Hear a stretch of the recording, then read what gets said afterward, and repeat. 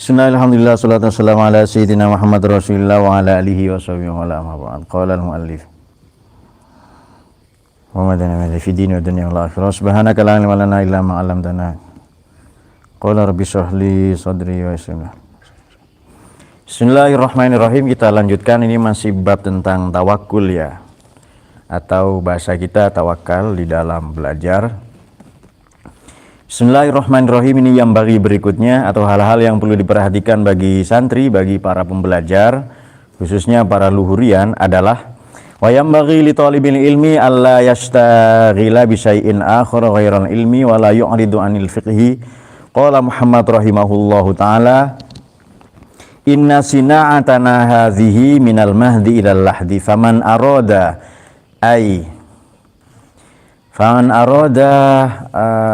ayyatruka ilmana hadza sa'atan falyatrukhu as-sa'atu.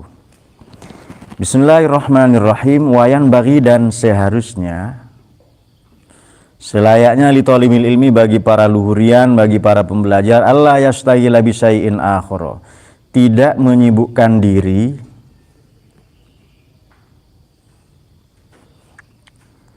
bisyai'in akhor, dengan sesuatu yang lain, ghairul ilmi, selain ilmu. Artinya santri harus punya kesibukan yang ilmiah sebagaimana undang-undang atau peraturan pesantren di tempat kita ya.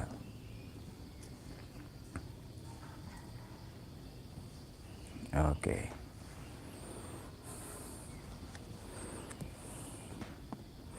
Faman arada ayyatruka ilmana hadza, maka barang siapa yang berhenti belajar sa'atan sesaat, ilmana hadza, pada ilmu ini, maknanya ilmu fikih.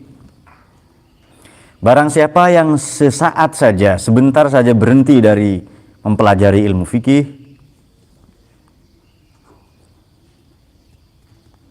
falyatrukhu sa'atu, maka dia mati sesaat.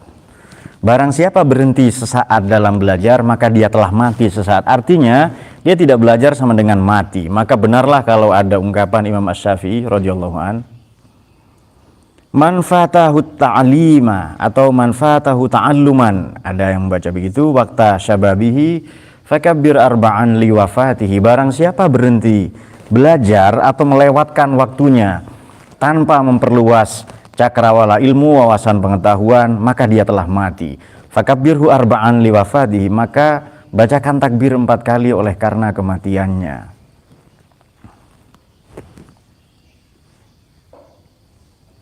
Serta wala yu'ridu 'anil fikhi, dan senantiasa mempelajari fikih.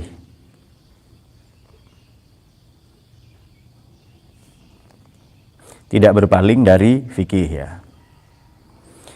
Jadi santri harus punya kesibukan yang ilmiah, tidak berhenti belajar, karena berhenti belajar adalah ya sama dengan mati ya.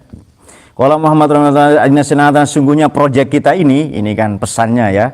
Ini mengutip tokoh, ini bahasanya taklim adalah disampaikan dulu.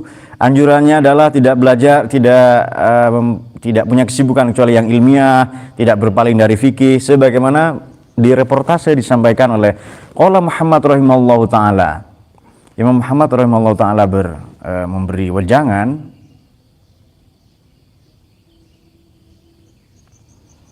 Oke, ini dia ya. Inna sina'atana, sesungguhnya proyek kita ini, sesungguhnya yang sedang kita kerjakan ini, atau proyek kita lah, hadhihi ya, maknanya belajar minal mahdi ilal lahdi, di tengah ada catatannya.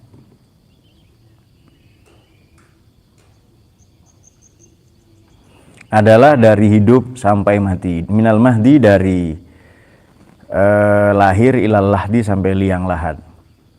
Faman arada yutroka, tadi itu ya, barang siapa yang hendak meninggalkan pengetahuan kita yang maknanya fikih sa'atan falyatruku sa'atu, dia telah mati saat. Lantas wadakhala faqih wa huwa Ibrahim ibnul Jarrah ala Abi Yusufa ya'uduhu fi maradi mautihi. Kemudian seorang faqih bernama Imam Ibrahim bin Al-Jarrah sowan atau menghadap ala Abi Yusufa, kepada Imam Abi Yusuf, ini santri kinasisnya Imam Abu Hanifah, Ya'uduhu fi maradi mautihi. Ya'udu, menjenguk. Ini salah satu akhlak dalam Islam adalah iyadatul marid atau menjenguk orang sakit ya. Akan tetapi ada sabda Nabi meskipun ia tidak sahih, bunyinya begini. Barang siapa atau engkau atau kalian duduk 1 jam di majelis ilmu itu lebih baik daripada menjenguk 1000 orang sakit. Dulu suka sa'atan fi majlisil ilmi khairun min iyadati alfi maridin. Khairun, lebih baik daripada menjenguk 1000 orang sakit ya. Atau min ziyarati alfi syahidin, ziarah ke wali 1000, bukan wali songo lagi ya. Khairun min alfi raka'atin, lebih baik daripada salat 1 rakaat 1000 rakaat. Wa khairun min iyadati alfi maridin, lebih baik daripada menjenguk 1000 orang sakit. Wa khairun min ziyarati alfi syahidin, lebih baik daripada ziarah ke makam wali 1000. Nah itu dia, kita duduk 1 jam saja ini. Wa huwa yajudu bi nafsihi. Menjenguk Imam Abi Yusuf ini yang beliau sudah tergeletak ya di pembaringan menuju sakit, fi maradi mautihi, sakit yang menyebabkan beliau wafat atau meninggal, berpulang ya. Ya'uduhu ay hala kaunihi aidan fi maradi mautihi, sakit yang menyebabkan beliau kapundut ya, meninggal. Wa yajudu man jada bi nafsihi ya.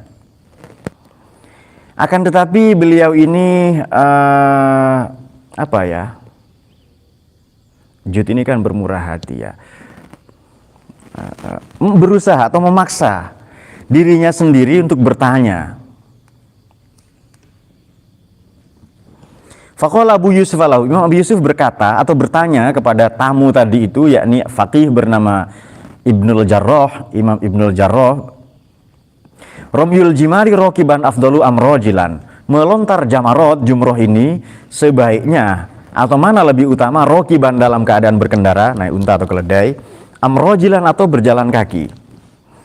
Falam ya'rifil jawaba, maka jawaban tidak ditemukan, tidak diketahui. Fa'ajaba binafsihi, lantas Imam Abu Yusuf ini menjawab sendiri pertanyaannya tadi.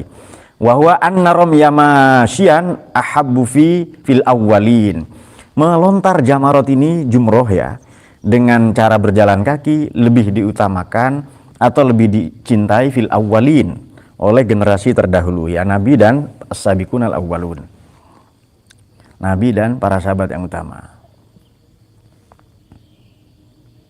Oke, itu dia.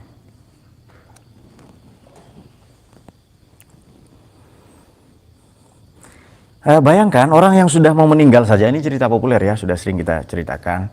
Ada orang mau meninggal masih ditanya melontar jumroh ini sebaiknya kenapa berjalan kaki? Karena berdoa lebih lama.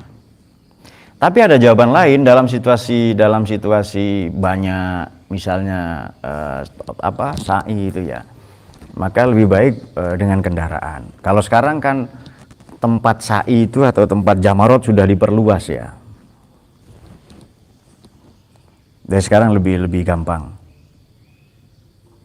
Baik, wahakadha, demikian pula yang bagi selayaknya lil faqihi, bagi seorang faqih, ayyastahila bihi fi jami' awqatihi, untuk menyibukkan diri seluruhnya atau mencurahkan waktu untuk fikih tadi itu. Ya bagaimana ya, faqih yang memang mendalami fikih ya sama dengan pedagang harus menekuni ilmu perniagaan ya. Fi jami' awqatihi, mencurahkan seluruh waktunya, yastaghila bihi fi jami' awqatihi, fa hina idin yajidu ladzatan azimatan, maka ketika itulah dia akan mendapati ladzatan azimatan, ke spiritual happiness, kebahagiaan spiritual, kenikmatan yang agung, fi dzalika ai fi istighalihi bi ilmil fikih, dalam kesibukan mendalami, mencurahkan seluruh waktu bertungkus lumus dengan fikih. Qila ru'ya Muhammad fil manam ba'da wafatihi faqila lahu kaifa kunta fi halin naza. Ini ditanya Imam Muhammad tadi. Ini generasi yang kedua atau ketiga ya setelah Imam Abu Hanifah ini. Imam Muhammad ditanya, Ketika ru'ya fi Muhammad fil manam, ketika dia mendapati di dalam mimpi ya. Ada orang bermimpi melihat beliau di dalam tidurnya setelah beliau wafat. Lantas faqila, ini ulama tentu saja ya, ditanyakan lahu kepada beliau, kaifa kunta fi halin naza? Keadaanmu ketika naza ini bagaimana? Naza ini dicabut nyawanya dia. Faqala kuntu muta'ammilan fi mas'alatin min masailil mukatab. Waduh, saya tidak tahu nazak saya itu bagaimana. Saya sibuk dengan persoalan mukatab. Mukatab ini dari kata katabah maknanya menulis. Mukatab budak yang sedang dalam upaya membebaskan diri atau memerdekakan dirinya sendiri.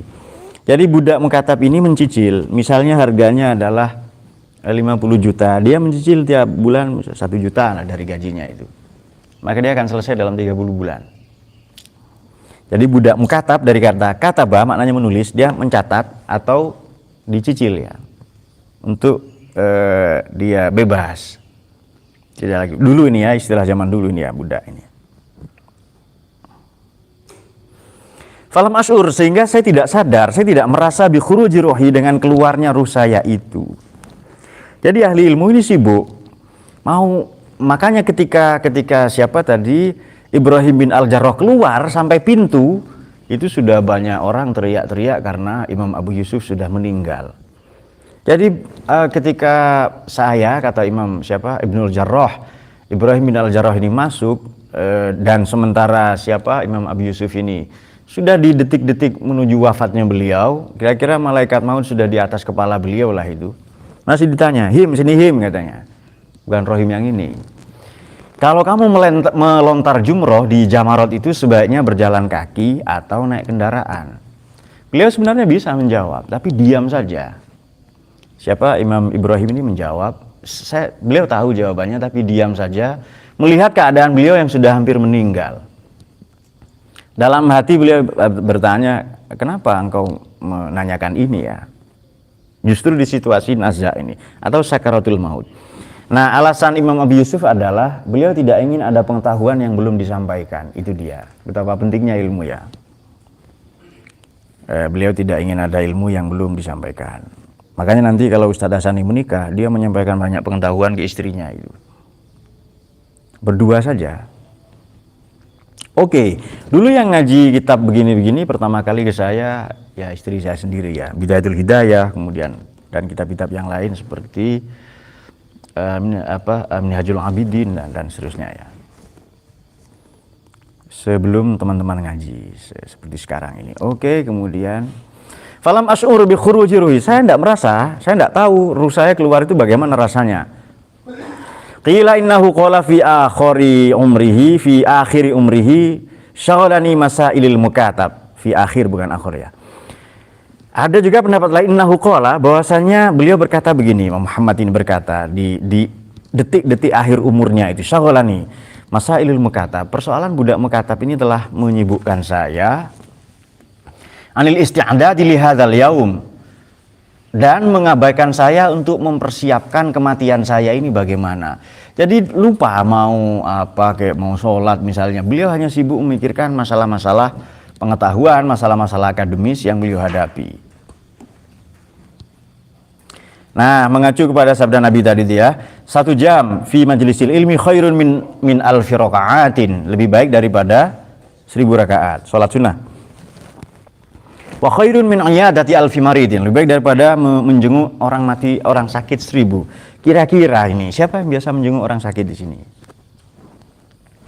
Misalnya lah Heri ya, menjenguk Pak Khalid sakit, dia bawa bawa buah kah, bawa oleh-oleh. Saya agak sulit mempercayai beliau ya, tapi ya nggak apa-apa ya.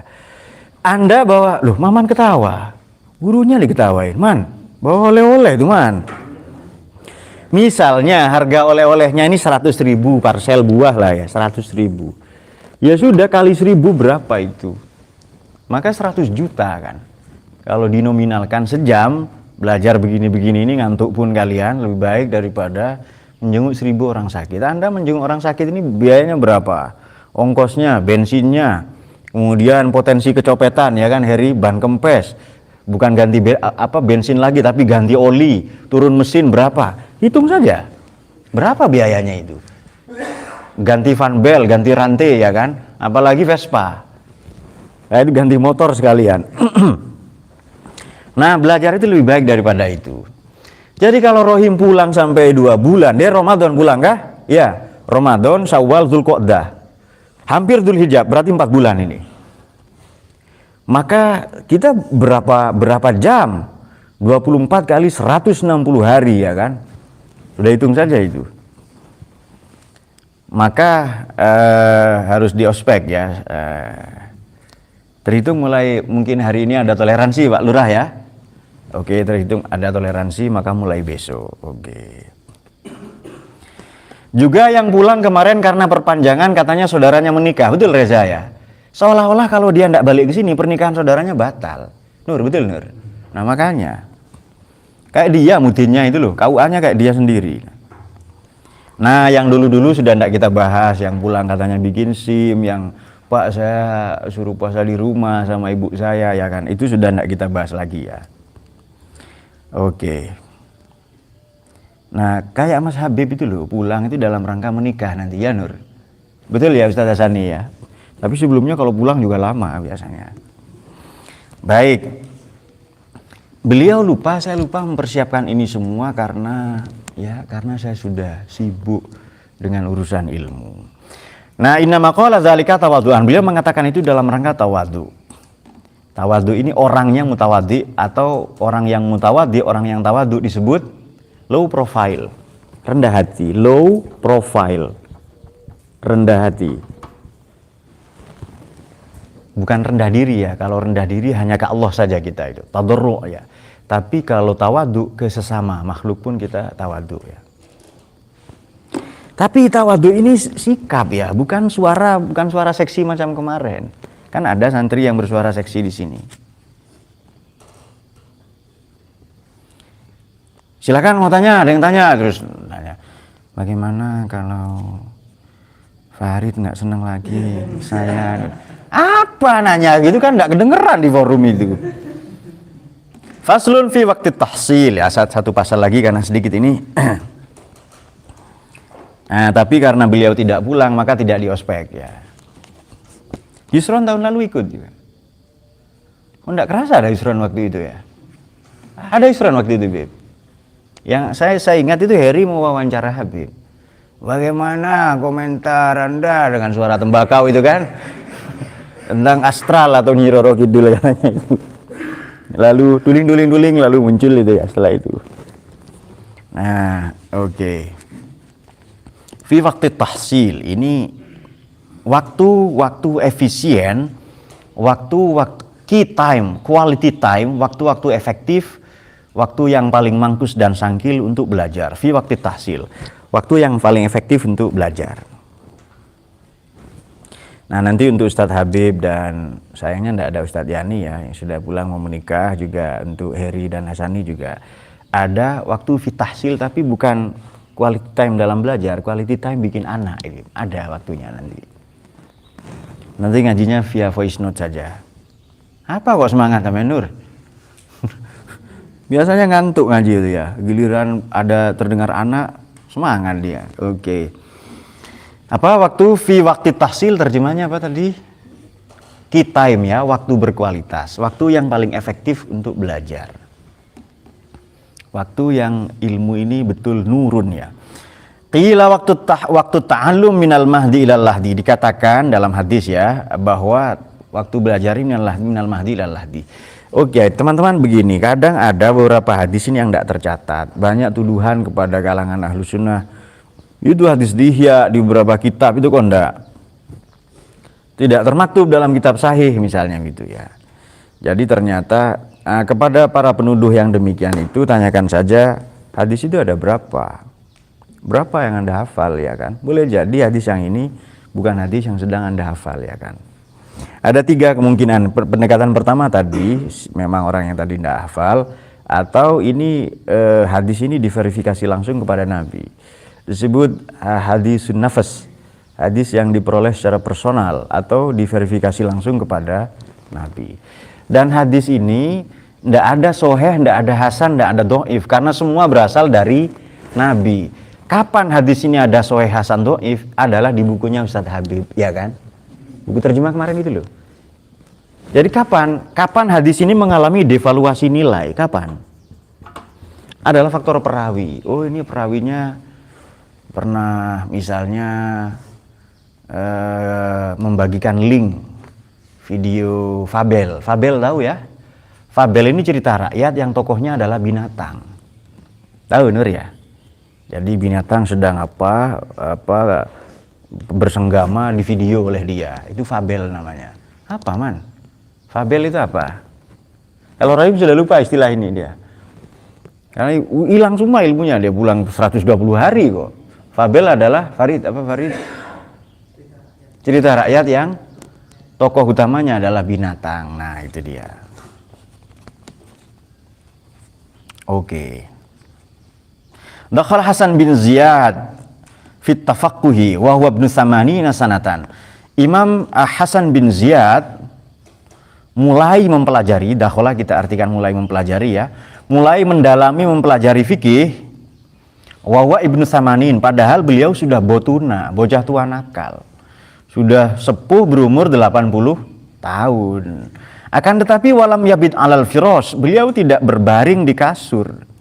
Atau makna lain ini dalam bahasa Arab modern, tidurnya tak lena, tidak pernah nyenyak tidurnya itu. Beliau baru belajar umur 80 tahun. Bahkan pengarang Abi Syuja, Imam Abi Syuja, itu juga mendalami fikih umur 70 tahun. Beliau meninggal 82.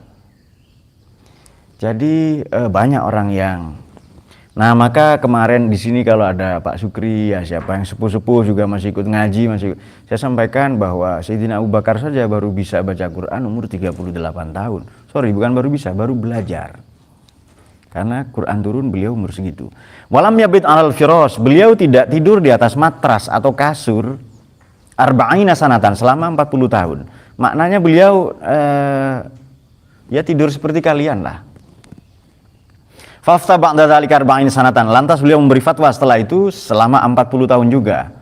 Nah, ini dia wafdalul awqat, waktu paling baik untuk bersenggama dengan ilmu ya, dengan ilmu. Waktu paling baik untuk bermesraan dengan ilmu adalah syarhus syabab. Syarhus syabab ini adalah ketika masih remaja.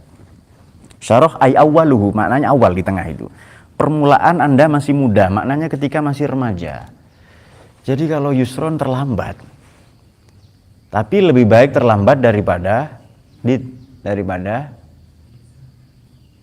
sangat terlambat, ya kan? Nah, umur saya nggak segampang itu, Dit. Maman mana? Man ya. Dia lupa Mandita itu man, kalau saya ilmuwan itu. Nah, waktu itu Maman kita tanya bagaimana itu. Kalau perempuan namanya Kartini, kalau laki-laki Kartono Pak katanya. Loh, kalau laki-laki ya malu lah. Masa laki-laki namanya Kartini kan. Nah, Dita dia sudah lupa juga. Oke, lebih baik terlambat daripada sangat terlambat. Karena saya pernah dikritik oleh Falah waktu itu, yang cepat matang, cepat basi. Kata Falah tidak, yang cepat matang, cepat habis. Oke, sejak saat itu kita berpikir ya untuk hati-hati menyampaikan itu. Hati-hati loh katanya. Nah, oke. Awal masa muda, ini kelihatannya mana yang baru? Tua-tua semua di sini ya. Jadi ya remaja lah itu baik itu. Ya usia 9, 10 tahun itu sudah awal-awal sangat baik untuk belajar itu. Ini kan waktu yang ideal kan. Waktu sahar dan waktu sahur. Sahar ini remang-remang. Makanya ilmu untuk membunuh orang lain di waktu remang-remang namanya sihir ya. Makan di waktu remang-remang namanya sahur. Sahar ini remang-remang makna harfiah. Bainal isya ini antara maghrib isya. Ini waktu paling baik untuk belajar. Nah, ini bahasa Arab uniknya begitu. Qamaroin, matahari rembulan. Bahroin, laut dan samudra dan apa? Danau atau sungai. Kemudian khitanain. Nah, itu dia. Ya, Bib. Entah bagaimana kok ada begitu-begitunya. Gara-gara ada yang mau menikah kan. Mujibatul husli, ada berapa saya lupa itu. Mujibatul husli berapa ya? Salah sumiatin 300 misalnya. Yang pertama imtitsalul khitana ini wa illam yunzila. Kalau dayat yunzila bilal iltiqa ya, bila iltiqa. Unzila tok saya Pak, tanpa iltiqa katanya. Nggak diapa-apain itu. Jadi saking apa ya, punya chemistry yang bagus, kimiawi bagus antara Dayat dan adiknya, dilihat saja sudah inzal. Duh. Niko ada kan? Nah, itu dia.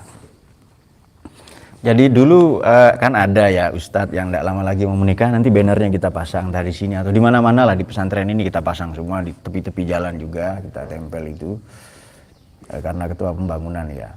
Jadi beliau ini praktisi bantal, sangat seneng nggak minal bantolin itu ya, ahlul qofa wal lahazim ya. Dia tengkuknya senantiasa, sininya senantiasa bersandar ke bantal.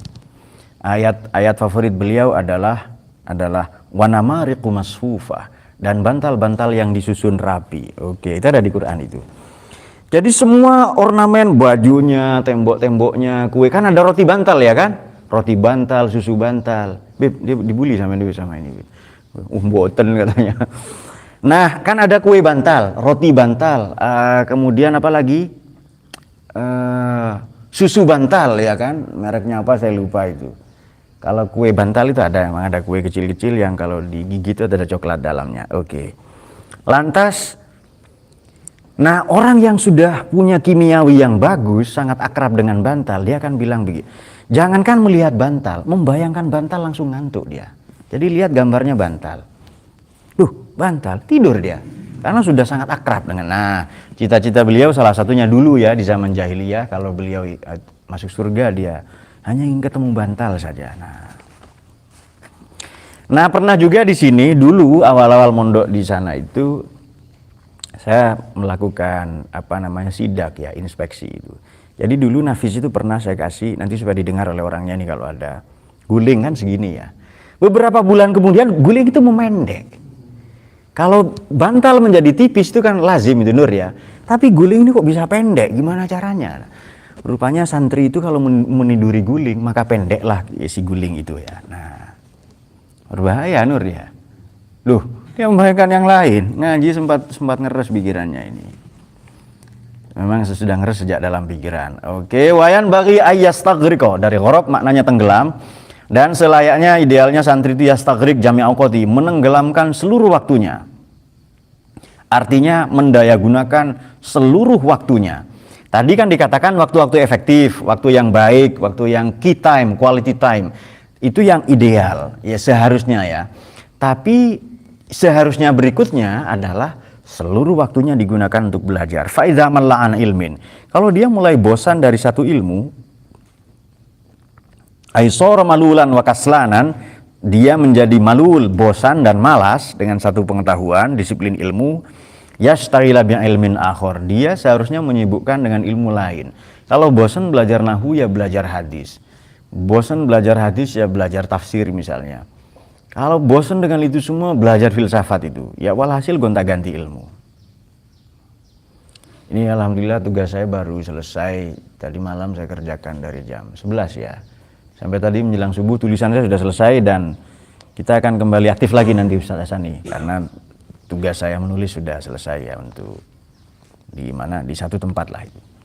Oke. Nah itu dia. Tapi kalau Ustadz Habib beda lagi nanti. Tanya kok kena terus ini katanya.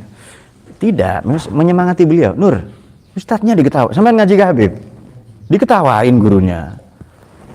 Oke. Tapi kalau beliau nanti, nah itu ya. Boten katanya. Kemarin jadi kiper dia pakai sarung. Saya yakin enggak sempakan itu. Oh, sempakan ya. Kok enggak di luar sempaknya? Nah, oke. Baik, mungkin pakai sempak yang besar ya, boncengan sama Dita. Oke. Nah, tapi kalau Ustadz Habib beda. Jadi nanti kan ruangnya itu ya, jadi ada ini kamar ya, ini kamar misalnya. Di sini apotik ya. Kemudian di sini musola ya, di sini tempat ngajar. Muter-muter di situ, semuanya sibuk dengan ilmu. Siapa yang membayangkan hal lain? Ini Dita nih loh, Beb, ke saya ragu, apalagi ke Habib ini. Jadi di 4 titik ini muter-muter dengan ilmu saja ya. Ya di apotik ilmu berumah tangga, di musola ilmu, di kamar apalagi, di ruang tamu juga. Walhasil itu beliau yastaghriq jami'a awqatihi, menenggelamkan seluruh waktunya. Nah, itu dia. Dengan ilmu tentu saja. Dan karena beliau ini ustadz, maka term-termnya itu term agama semua. Term ukhrawi ya. Term yusroni, karena ukhrawi itu. Term yusroni semua itu. Jadi ke istrinya, kalau istrinya nanya ke Habib itu nanti begini, Mas, mau sedekah apa enggak? Nah, itu dia. Jadi term-term ukhrawi semua. Nah, kemudian kalau dayat, karena enggak cocok dia kan di teknik informatika kan ya. Paling istilahnya mau ngeprint apa enggak itu ya, gitu itu. Kalkulus apa belum ya kan. Nah, bukan blueprint tapi blue yang lain. Nah, oke.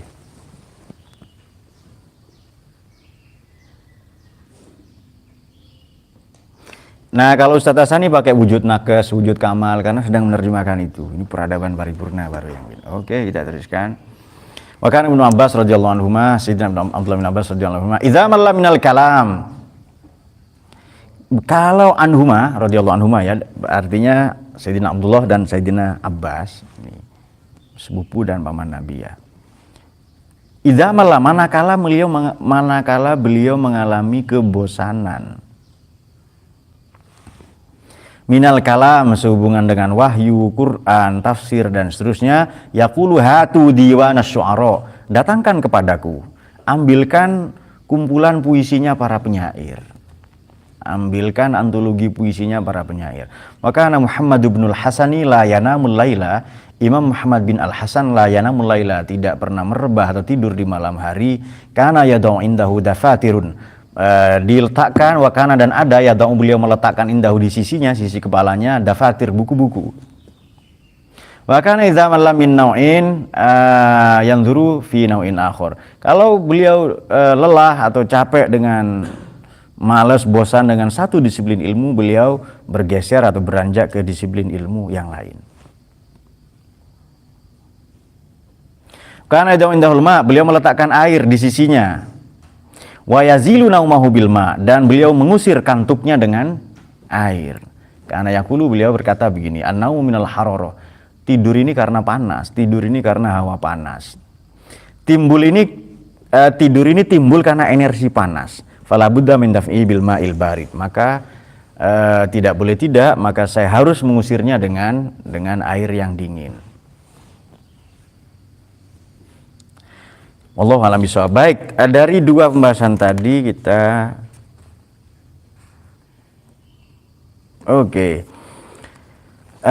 kalau teman-teman pernah mendengar istilah long life education atau belajar seumur hidup, itu sebenarnya di Islam sudah ada. Minal mahdi ilal lahdi ya. Dari mihadan, bumi yang dihamparkan ya. Sebenarnya kata mihadan ini jadikan hamparan, bumi itu tidak rata tapi bulat ya. Dihamparkan seolah-olah rata sampai ke liang lahat. Bahkan di liang lahat saja kita belajar kurang-kurangnya dua hal. Satu, talqin mayit, ya kan? Talqin mayit itu pelajaran pertama bagi orang yang sudah berada di yusron, di alam yusroni, berada di alam yusroni yang ada di surat Rahman itu. Marajal bahraini yaltaqiyan bainahuma barzakhun la yabghiyan. Baik bahri maupun niko sama-sama ingin berkumpul dengan yusron. Yusron itu barzahnya, pembatasnya, ya kan? Bahrain kan bahri dan niko berarti itu. Mana bahri? Nah, itu dia. Kemudian belajar ditalkin ya, dikasih ini nanti ada malaikat begini-begini macam-macam ya, mungkar nakir. Ada yang katakan mungkar nakir itu satu, ada yang katakan Jibril, Mikail itu semua bukan malaikat, tapi bukan satu nama malaikat, tapi dia nama gugusan atau departemen ya, kementerian lah, departemen yang pimpinannya adalah Jibril ya, departemen yang pimpinannya adalah malaikat maut ya. Jadi tinggal ditugaskan, mungkin ada kontrol panelnya ada dan seterusnya. Oke, kemudian yang kedua, orang yang meninggal di kubur ini, kalau dia mendapatkan nikmat kubur, dia lupa ke orang-orang di sekelilingnya. Maka nanti kalau ada orang lewat, dia tersadar untuk menjawab salam. Jadi sekurang-kurangnya orang mati saja belajar dua hal. Him, berapa him? Belajar 2 atau 3 him? 3 him, 3 atau 2? Oke, 2 him ya. Belajar dua hal, pertama dia talqin itu nanti bisa dipraktekkan ya. Lalu menjawab salam. Dan itu makanya kalau orang sedang disiksa dia senang kalau ada orang lewat di situ dan mengucapkan salam ya. Bagaimana itu? Ya ahlad diyar ya, assalamualaikum bukan alaihim ya. Berarti orang itu hidup, hanya jasadnya saja sudah berkalang tanah tapi ruhnya masih hidup. Baik, kemudian minal mahdi ilal lahdi. Nah, lantas waktu berkualitas. Nah, ini ada beberapa pengalaman ya.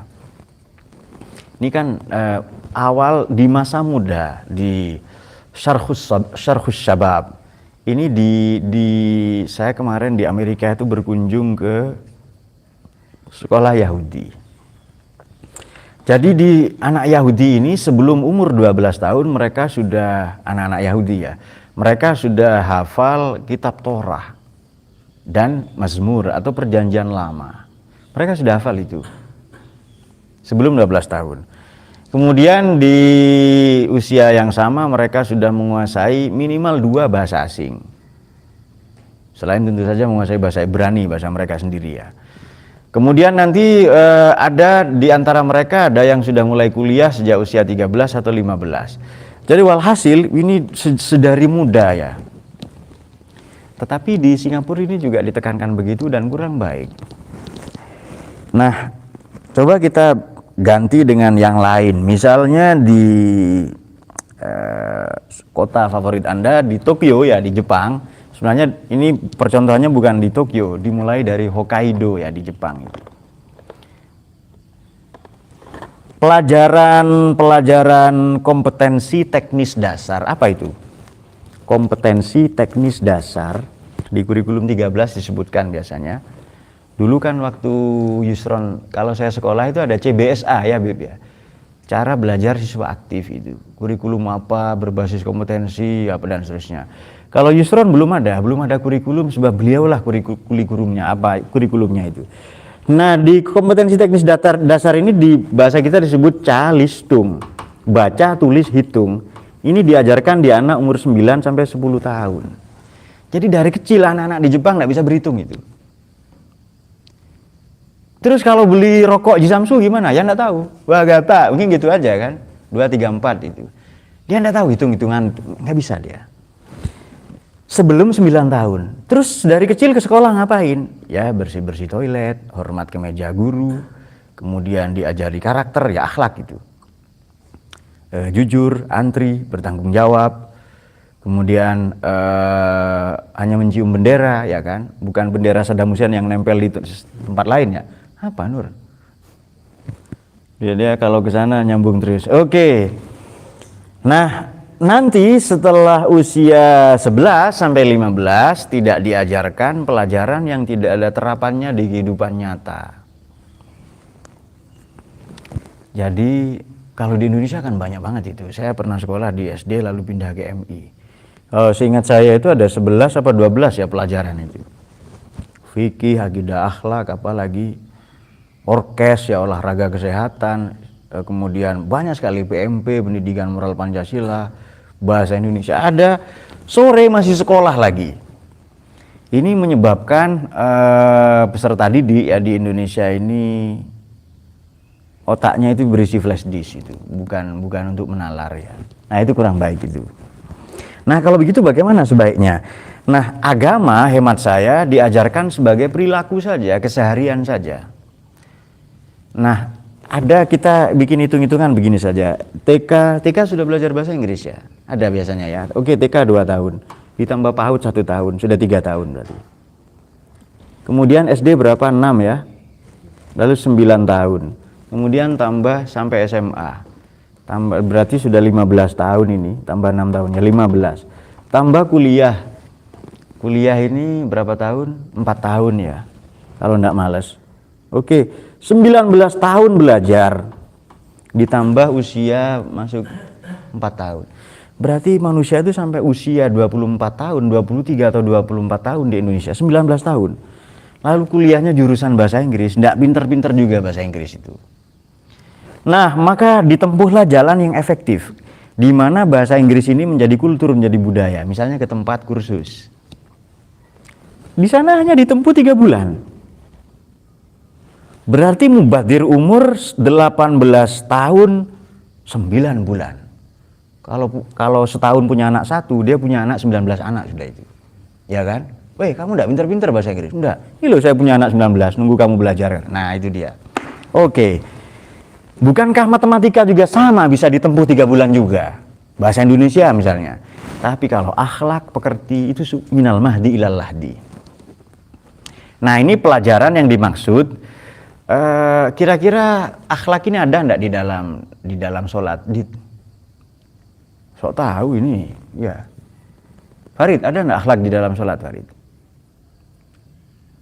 Ya, dua-duanya suara romantis itu. Jadi bibirnya Farid yang bergetar, bibirnya Dita yang bersuara, kan aneh itu. Akhlak ada enggak di dalam sholat itu? Jawab, adakah? Ya, mana buktinya? Salam. Tidak ada akhlak ini ya akhlak. Sholat itu fikih. Tidak ada di dalam sholat. Hanya karena ia ilmu boleh kita pakai. Itu dia. Jadi lanjutkan sendiri. Nah, belum lagi ini misalnya fisika ada enggak di dalam sholat itu? Ya, ada. Ya, udah tahu ya. Oke, adakah Yus di dalam sholat fisika itu?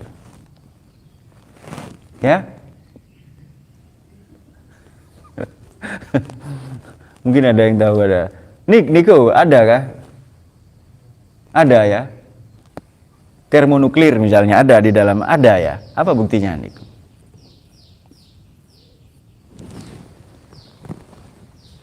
Ada enggak ini? Jadi misalnya begini. Yang betul ruku itu seperti 90 derajat. Sudut ya. Nabi meletakkan gelas di atas punggung dan ada airnya dan itu tidak tumpah.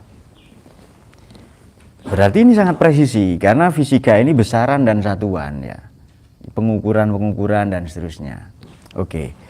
Jika demikian sama dengan kok waktu kita tidak efektif, Pak. Mungkin ilmu ini disampaikan secara keliru oleh kurikulum. Nah, belajar seumur hidup ini yang dimaksud adalah mendialogkan ilmu dengan kehidupan, ini yang paling sulit ya. Mendialogkan secara bayani, burhani, dan irfani. Mendialogkan ilmu dengan kehidupan dalam konteks, ini saya tidak keluar dari teks, di sini ada.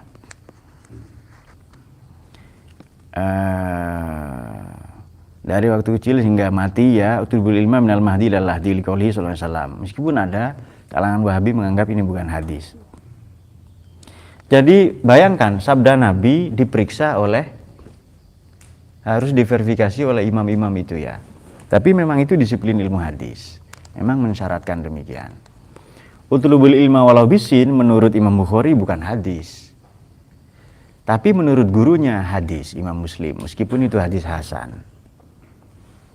Memang disiplin ilmu hadis begitu. Menuntut untuk ini nanti setelah ditakhrij ya. Diterbitkan hadis ini, oh ini hadis kualifikasinya A misalnya.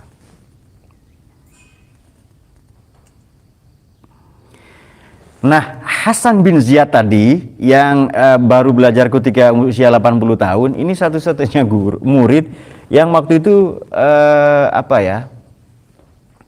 ada banyak cerita populer tentang ini. Beliau adalah murid yang lebih tua dari gurunya. Jadi beliau ini santrinya Imam Abu Hanifah. Ketika Imam Abu Hanifah berfatwa pertama kali umur 23 tahun.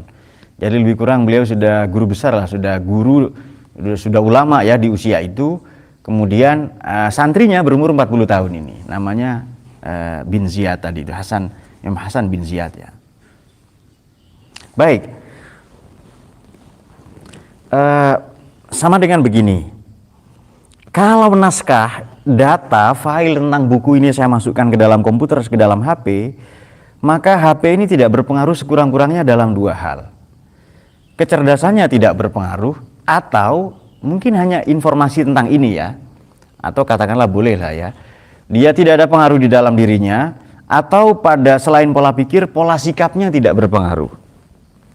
Nah, makanya komunikasi ini merubah 2 hal itu, pola pikir dan pola sikap. Saya pernah ada video pendek begini. Jadi kita membaca ini. Jadi kita membaca, misalnya membaca, satu, kita ketemu dengan isi bacaan, dengan kontennya. Dua, kita ketemu dengan pengarangnya. Iya ya, ini pengarangnya begini-begini. Kita tahu sekurang-kurangnya psikologi pengarang lah. Lalu yang ketiga, kita bertemu dengan diri kita sendiri. Dengan membaca ini, diri sendiri. Kalau mau bukti, Aufa misalnya, atau siapa di sini, Bahri ya, Rohim sajalah. Ya silahkan baca Quran, Anda akan ketemu isinya Quran. Anda akan ketemu dengan Allah di situ. Fatuba man takallama, beruntunglah orang yang berdialog, bercakap-cakap dengan Al-Quran.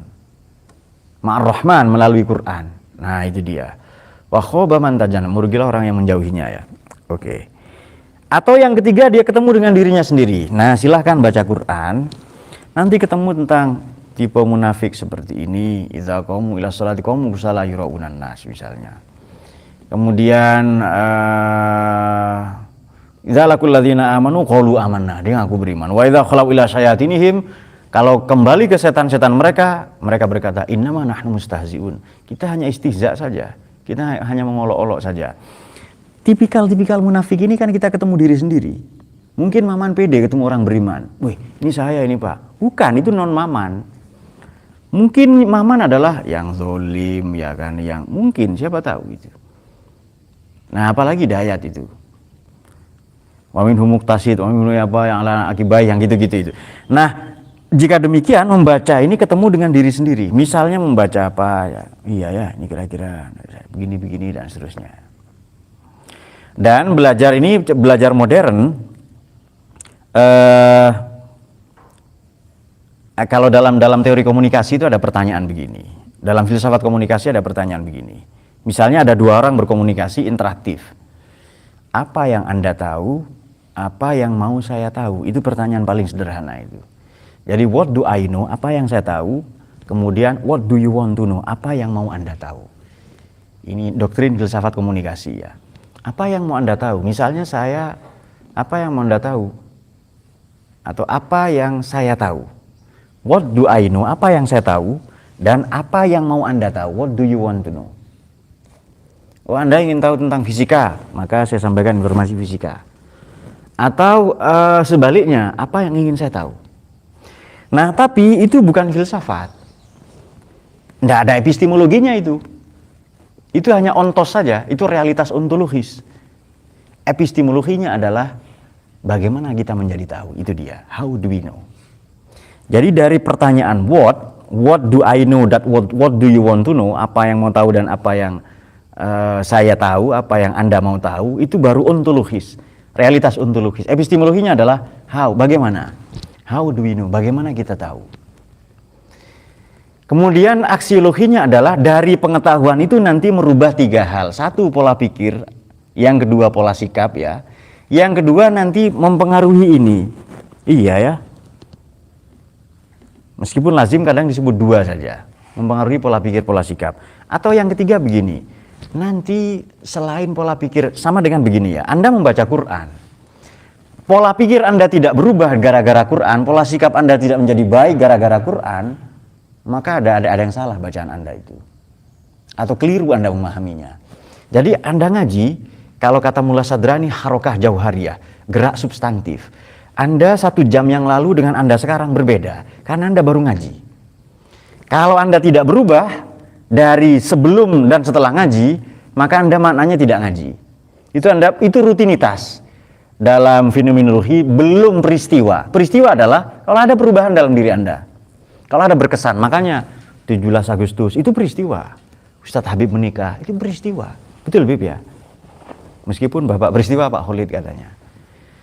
Nah kalau ngaji, sholat, menikah, tidak ada perubahan dalam diri Anda, pola pikir, pola sikap Anda, itu bukan peristiwa, itu rutinitas. Kegiatan sehari-hari saja. Ya kok makan gini-gini tok ya makan, lalu tidur, tidak ada maknanya hidup saya. Nah itu dia. Jadi kalau dalam kehidupan kita itu nirmakna, apa nirmakna? Kuasi nilai, maka itu bukan fenomena dalam fenomenologi. Itu namanya rutinitas. Nah, makanya nanti ada tokoh namanya Martin Buber itu mengajarkan setiap komunikasi itu pasti mengandung pertanyaan how do we know. Saya baca Quran, how do we know? Ketemu dengan orang, how do we know? Bermasyarakat, how do we know? How do we know? Bagaimana kita tahu? Bagaimana kita tahu? Bagaimana menjadi tahu? Itu dia. Jadi kenapa saya rumuskan pola pikir pola sikap di samping membentuk ini ya? Karena pola pikir pola sikap ini berangkat dari kepribadian atau cara nanti kita berkomunikasi. Jadi Quran ini loh mengajak berdialog, dia interaktif. Kamu kok enggak mikir ya? Dulu ada umat yang dihancurkan. Ini kan mengajak kita berdialog. Fala tadabburul Quran atau aisallahu hamil hakim balawan adzal minasyahidin, yang gitu-gitu, itu semua tujuannya mengajak kita berdialog. Nah, maka kata beliau, bagaimana kita tahu ketika komunikasi, when communication has served, saling melayani, saling menggamit, merengkuh, mengambil ya, menggamit, merengkuh ya, to strengthen relationship among people, memperkuat relasi sama manusia. Iya ya, berarti pola sikap. And expand individual viewpoint, lalu merubah pola pikir kita. Jadi kalau Anda baca Quran, baca buku, ngaji tidak berubah kepala dan dada Anda, maka itu rutinitas. Anda tidak ngaji, itu nirmakna. Bahasa yang disukai Jayadi itu melangkah ke arah hilang arti. Itu ya. Tidak tahu melangkah kemana itu. Ya Nur. Nah, tapi Pak, saya dengan santri kinasih saya, namanya misalnya santri kinasihnya adalah Mas Dian ya, dia sudah menyebut fatul, enak banget ini menyebut fatul itu hidupnya bermakna Pak, maksiat bukan makna itu, di atasnya makna ya tapi maksiat. Nah itu dia. Nah ini kritik ya kepada teman-teman yang belajar, kalau Anda belajar dan tidak berubah pola pikir pola sikap Anda, maknanya tidak belajar. Jadi 15 menit sebelum pelajaran dimulai sudah ada di kelas, itu santri-santri di Jepang itu ya, hormat ke meja guru. Kemudian nanti dia antri, makan ada di sekolah semua ya. Kemudian ini cerita teman yang pernah atau tinggal di sana atau anak-anaknya belajar di sana ya, para diplomat yang anaknya belajar di sana. Antri, bersihkan toilet, gitu-gitu aja. Dan nanti ke taman, ke mana, ke kantor pos ya kan. Nah, coba satu kita uji ya sebelum kita sudahi. Biasanya kalau Anda berkirim surat itu ada apanya, Reza, di kantor, di mana, di amplop itu ada apa namanya? Ada perangko. Apa fungsi perangko? Nah itu dia. Ini pernah diteliti para mahasiswa dari Ottawa, dari Kanada ya. Mahasiswa Indonesia tidak ada yang tahu fungsi perangko itu. Apa fungsi perangko ini ya? Apa supaya sampai surat? Yang ngantar itu kurir, ya kan? Apa fungsinya itu? Nah, itu hiasan saja itu Pak katanya. Nggak ada yang tahu fungsi perangko itu. Dan ini bukti bahwa kita hanya taken for granted. Nggak ada sikap kritis. Kita hanya terima saja semua. Guru bilang dia ya saja sudah. Nah, ini beberapa kritik ya dalam belajar. Saya kira waktu efektif. Dulu di awal ada waktu belajar itu yang bagaimana waktunya? Waktu lulus zaman. Sekarang digeser pendapat beliau sendiri di bab yang ini adalah waktu yang efektif. Jadi tidak cukup waktu ini lama dalam belajar, tapi ada waktu efektif. Nah kalau mau waktu efektif, kemarin sudah singgung di ngaji-ngaji yang kemarin-kemarin, Anda harus bikin logic modality, modalitas logis. Kalau Anda tidak punya itu ya lama belajar nanti, ya taken for granted itu saja. Ya sudah Pak, ya pokoknya ngaji ini ya begini, ya tetap baik itu, tapi bagaimana supaya berubah pola pikir, pola sikap. Makanya di pesantren itu ilmu itu dicontohkan langsung biasanya oleh guru-guru kita, kiai-kiai kita. Sabar, perjuangan, kemudian endurance ya, tahan banting, itu diajarkan semua. Dalam bentuk perilaku, bukan hanya tutur kata. Nah itu bedanya di pesantren ya, belum ada lagi. Dan pesantren ini punya hazanah yang tidak dimiliki yang tidak dimiliki lembaga pendidikan di luar pesantren ini. Mohon maaf dengan kalimat ini, kalau ada yang mendengar video ini dan tidak setuju dengan kalimat ini boleh diuji. Apa itu? Kita percaya ada barakah ya, ada barakat, ada barokah itu.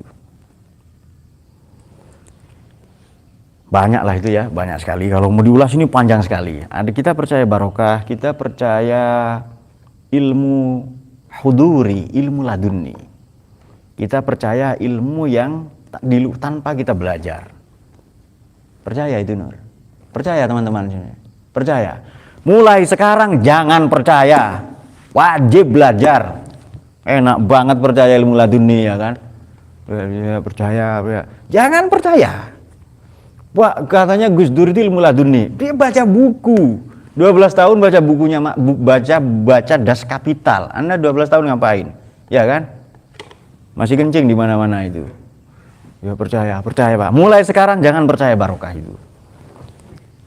Barokah itu kapan? Di mana? Barokah itu di waktu. Maknanya apa? Waktu belajar. Barokah itu di orang. Maknanya datang ke guru belajar. Barokah itu di tempat. Di mana? Di tempat belajar. Walhasil hanya bisa ditempuh dengan belajar. Ya kan? Betul Farid ya? Dia sudah hampir percaya ke barokah tadi itu. Nah, saya kira demikian ya, nanti dibuktikan. Itu dipakai teori tadi itu, baca ini berubah enggak pola pikir, pola sikap saya. Kalau enggak maka itu palsu. Al-Fatihah.